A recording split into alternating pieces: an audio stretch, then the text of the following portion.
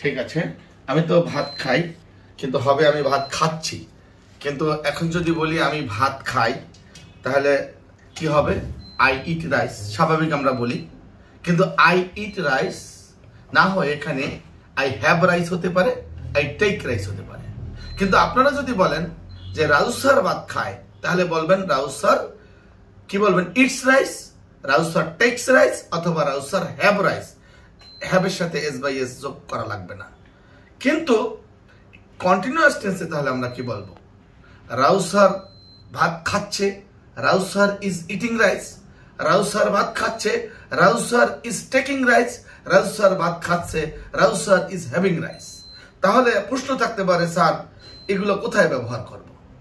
এখন কথা হলো, যে সমস্ত জায়গায় এতদিন আমরা ইট বলতাম, ইট ইট মানে খাওয়া, খাওয়া অর্থে, অথবা DRIN কে ড্রিঙ্ক অর্থাৎ পান করা, এই খাওয়া বা পান করা অর্থাৎ সকালে নাস্তা করা, দুপুরে লাঞ্চ করা বা ভাত খাওয়া, রাতে ডিনার করা, স্ন্যাক্স করা, এই সমস্ত ক্ষেত্রে এবং লিকুইড জাতীয় যত কিছু আছে খাবার, এই সমস্ত ক্ষেত্রে আমরা কি করব? হ্যাভ বসাতে পারবো। এবং এতদিন যে সমস্ত জায়গায় আমরা কি ব্যবহার করতাম? টেক ব্যবহার করতাম, সেই সমস্ত জায়গায় আমরা হ্যাভ বসাতে পারবো। যেমন have a good journey, have a nice time, have your seat, অর্থাৎ টেক ইউর সিটও বলতে পারি। এখন এক কথায় আমরা যে সমস্ত জায়গায় এতদিন টেক বসাতাম, সেখানেও কি করতে পারবো? হ্যাভ বসাতে পারবো। তাহলে আমরা কি বুঝতে পেরেছি? তাহলে এবারে বলি, রাউস স্যার ভাত খায়, তাহলে কি হবে? Raus sir eats rice, Raus sir takes rice, Raus sir have rice.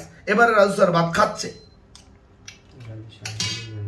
Raus sir is having rice, Raus sir is taking rice, Raus sir is কি হবে? Eating rice. কি দিয়ে খাচ্ছে? রাউস স্যার ঢেঁড়স দিয়ে ভাত খাচ্ছে। ঢেঁড়স মানে কি? Ladies finger. তাহলে রাউস স্যার ঢেঁড়স দিয়ে ভাত খাচ্ছে, Raus sir is having rice, Raus sir is taking rice, Raus sir is eating rice with ladies finger. Okay, thank you.